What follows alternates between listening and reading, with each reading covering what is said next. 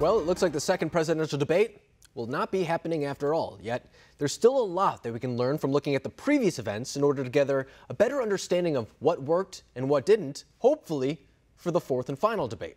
So one issue that has come at both of the events is the issue of the climate and energy, with Democrats focusing on the prior issue and then Republicans pivoting to the latter. Here to help us make sense of these arguments is Alex Flint, the executive director for the Alliance for Market Solutions. So, Alex, Senator Kamala Harris, she was pressed on her support for the Green New Deal at the last debate. I want to play that clip and then get your response. So let's take a look. But Vice President Biden said in last week's debate that he does not support the Green New Deal. But if you look at the Biden-Harris campaign website, it describes the Green New Deal as a crucial framework. What exactly would be the stance of a Biden-Harris administration toward the Green New Deal? You have 2 minutes uninterrupted. Sure. So first of all, I will repeat, and the American people know, that Joe Biden will not ban fracking. That is a fact. That is a fact. I will repeat that Joe Biden has been very clear that he thinks about growing jobs, which is why he will not increase taxes for anyone who makes less than $400,000 a year. So, Alex, you didn't exactly answer the question as far as the support for the Green New Deal. Is that because politically it just isn't there for the average American? Well, the truth is it was a terrific example of her having to backpedal as fast as she possibly could. You know, early on in her career, she embraced the Green New Deal. She thought she was going to pursue the sort of the left side progressive path to the presidency. And it turned out that path doesn't exist to the presidency. It's backfired on her. That's why she's on the vice presidential stage rather than having a debate with President Trump on the presidential debate stage. No, I think you're exactly right. And I think it's something, too, that Vice President Mike Pence did a very effective job at kind of showing the other side of the issue on, because it's become clear that Joe Biden and Kamala Harris have now pivoted back to the center a little bit after taking a more of a progressive stance during the primary. That's naturally how things go. But Vice President Mike Pence, he took the climate issue, as we were saying, and then focused on the economic consequences of what a Green New Deal could mean. So here's what he had to say when he was pressed on the issue. And President Trump and I believe that the progress that we have made in a cleaner environment has been happening precisely because we have a strong free market economy. You know, what's remarkable is the United States has reduced CO2 more than the countries that are still in the Paris Climate Accord, but we've done it through innovation, and we've done it through natural gas and fracking, which, Senator, the American people can go look at the record. I know Joe Biden says otherwise now, as you do, but the both of you repeatedly committed to abolishing fossil fuel and banning fracking. So, Alex, on one hand, that is almost a direct plea to the people of Pennsylvania and Ohio, for example, when it comes to fracking. But I think there also is a climate change perspective to be made when it comes to natural gas, for example, as opposed to burning coal or fuel or something like that. Do you think that's the right approach for Republicans to take? Oh, it's absolutely the right approach. I mean, what the vice president is doing is leading with economics. That's our strength. And the real challenge for us is we have to think about the climate discussion and its economic consequences and what are the serious economic proposals that can respond to the need to have a credible position on climate. What he's done is it's good in Pennsylvania. It also happens to be true. And the fact that the price of wind and solar, and particularly natural gas, have fallen so much over the last several years has reduced the price of electricity. It's allowed for the economy to boom in the United States. And that's a very important policy agenda that we have to continue to pursue as we deal with climate issues. And when we talk about fracking, too, is it a cleaner form of energy or a cleaner way of just, I guess, getting fossil fuels in some way than the typical practices that we normally talk about? Well, look, the truth is we have to have electricity because it improves life expectancy and quality of life and all these things. I mean, it's an underpinning to the U.S. economy. Sure. The real question is, how do we generate that electricity? Natural gas has significantly expanded the portion of the electricity that it generates in recent years. And as a result, CO2 emissions in the electricity sector have fallen substantially. Yeah, and I think that was very well said by Vice President Mike Pence because, I mean, for example, the average person probably doesn't know the ins and outs of the issue, but he made it very clear and understandable for the person who may be introduced to this issue for one of the first times. Because then there was another time, for example, when the Vice President was asked about the larger issue of climate change. It's something that Democrats always try to hold against Republicans, and he was asked if he believed if it was an existential threat to humanity. I want to show his response really quickly. Vice President Pence, do you believe that climate change poses an existential threat? As I said, Susan, the climate is changing.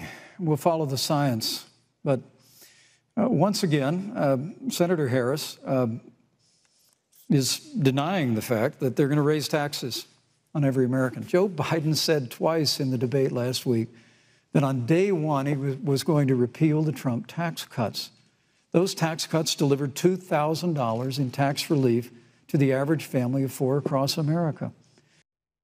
So, Alex, is that really the perspective of the Republican Party in its entirety? Because I know that sometimes when we talk about climate change, some Republicans will say that it's out of our control. We don't know how much man contributes to it. But then I hear from a lot of younger Republicans and conservatives in particular saying that this is a big issue among a lot of young people. And whether or not it's one we want to make part of our central part of our agenda or anything is almost beside the point. We have to have a response to some degree. Do you think that is the right type of response or no? So you're absolutely right. So we've done polling and focus group work in swing states like North Carolina, Texas, and Florida. The majority of voters there believe the climate is changing. And as Republicans, we have to be able to respond to that. We have to have a policy position. And so what the vice president does, it said, we're going to respect the science and then pivot and discuss the economic consequences of what we're going to do on this issue is absolutely the right path forward. As we like to say, we have to be responsible about the science and we have to be responsible about the economics. And I think it's really appealing, too, when you work in the possibility of green new jobs, for example, into that perspective. I know that that's what the Biden campaign is doing, but they also have to combat the fact that a lot of the surrogates are saying that the Earth is going to end in 12 years, things of that nature. So it's a balancing act for them as well. But I think you're exactly right. When we take the issue of the climate and bring in the economic perspective as well, I think that is something that resonates more so with the average person, especially someone who doesn't necessarily live by a coastline or anything like that, because there are people that we talk to, for example, in Iowa, who say, you know what, we are experiencing more floods.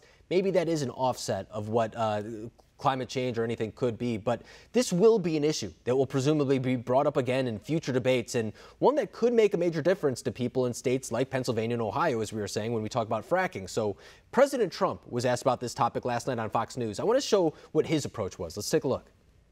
Well, it's a deal that was conceived of by not smart people, AOC plus 3 and others. I don't even think they had any experience in the environment. But this was a deal conceived of, and the real price is $100 trillion. That's more money that this country could make in 100 years if things went well, okay? I mean, they literally want to take buildings down and rebuild them with tiny little windows, okay? Little windows so you can't see out, so you can't see the light. And the whole thing is so crazy. It's such a crazy thing. And take a look.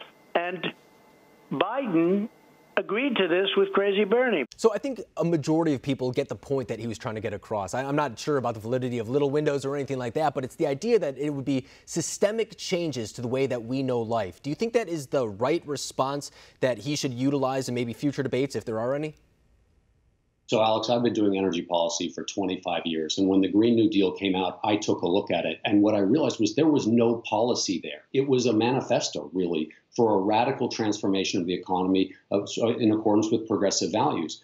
There wasn't any energy policy substance there. So it then became incumbent upon the rest of us to say, what does this really mean? What are the consequences of this? And whether it was what would happen to hamburgers or airplanes or trains or automobiles or building efficiency standards, it was the Green New Deal advocates never defined what that was. So the president says it could be the following things. Well, the bottom line is, it's been debunked. It's not working. The country is not going to move that far left. Now it's time for Republicans to engage on this issue so that we can win elections and so that we can participate in figuring out what we're going to do on this issue. The vice president is playing it very well, and he had Kamala Harris on her heels in the debate. It really was something to watch. No, I think the very fact that she is pivoting on this issue shows where the political winning argument actually is. And I remember when the Green New Deal first came out, even their own fact page didn't know what they were talking about. They had to edit it shortly after being published, and then it wasn't too long after where people started saying the whole title, the Green New Deal, is a play on the New Deal. It's a systemic change to the way that our economy and regulatory things operate. So that's really what they're looking to do here. Do you agree? I think they were trying to use climate to advance a much broader agenda that had to do with health care and guaranteed income and other things. And what we as conservatives need to do is we need to say, look, if we're going to address climate, which we ought to do, we ought to put together a program that does it in a responsible, economically efficient way. That's where we can lead on this issue. And I think the vice president is signaling that. No, it's a fantastic topic, and really one that's very interesting for a lot of people, too, because it raised a lot of eyebrows when we saw it at the last debate, but it's one that's going to come up once again. Alex Flint, I really appreciate you coming on the program tonight, breaking down this whole issue, because it's a very important one. Thank you.